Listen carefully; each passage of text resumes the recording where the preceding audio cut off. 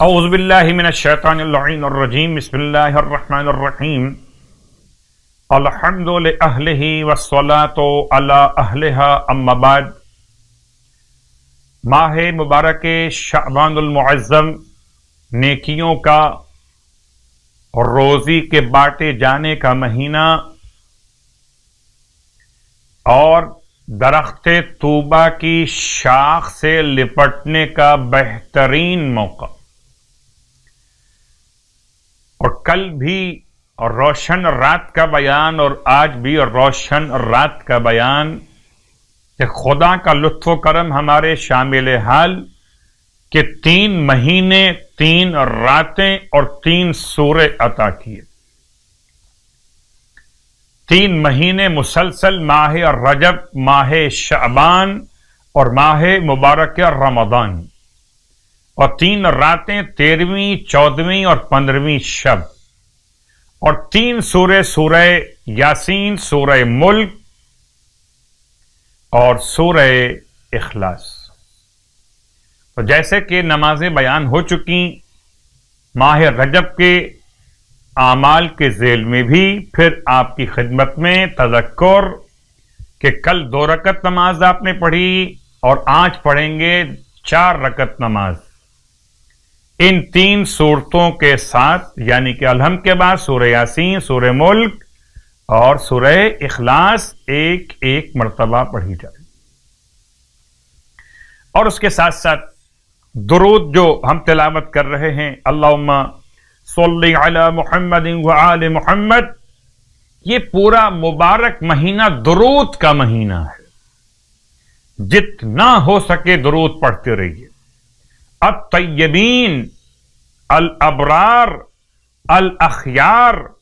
الذین اوجبت حقوقهم وفرضت طاعتهم وولایتهم، اے خدا درود نازل فرما محمد اور آل محمد پر جو طیبین، ابرار، نیکی کا عمل بیان کرنے والے، الاخیار، بہترین خیر بیان کرنے والے، کہ جن کے حقوق کو تو نے واجب قرار دیا اور جن کی اطاعت اور ولایت کو فرض کر دیا ہے۔ سرکار ختم یہ مرتبہ صلی اللہ علیہ وآلہ وسلم ارشاد فرماتے ہیں، 14ویں شب ماہ شعبان المعظم کی نماز کو بیان کرتے ہوئے کہ اگر کوئی انسان 14ویں شب ماہ شعبان کی 4 رکعت نماز بجا لائے تو ہر رکعت میں اس طرح سے کہ 4 رکعت نماز، ہر رکعت الحمد کے بعد سورۃ والعصر یعنی سورہ والعصر 5 مرتبہ پڑھے۔ 4 رکعت نماز 2 رکعت کر کے پڑھی جائے، اور ہر رکعت میں الحمد کے بعد 5 مرتبہ سورہ والعصر کی تلاوت کرے۔ کوئی تو خاص ربط ہے، یہ 14ویں شب ہے، سورہ والعصر پڑھیے، آنے والی 15ویں شب میں صاحب العصر کے یاد منائیے۔ اس نماز کا ثواب کتنا جو آج کی رات پڑھی جائے گی؟ ارشاد فرماتے اللہ کے حبیب خداوند عالم اس نماز کے پڑھنے والے کے لیے حضرت آدم سے تا قیامت تک تمام تر نماز گزاروں کا ثواب لکھ دیتا ہے۔ اللہ اکبر۔ اور اس حالت میں اسے اٹھایا جائے گا قیامت کے دن کہ اس کا چہرہ آفتاب اور مہتاب کی طرح روشن تر ہوگا، اور اس کے گناہ معاف کر دیے جائیں گے۔ ماہ شعبان المعظم کی 14 روزے اگر کوئی مکمل کر لے تو اللہ کے حبیب صلی اللہ علیہ وآلہ ارشاد فرماتے ہیں کہ تمام درندے، چوپائے،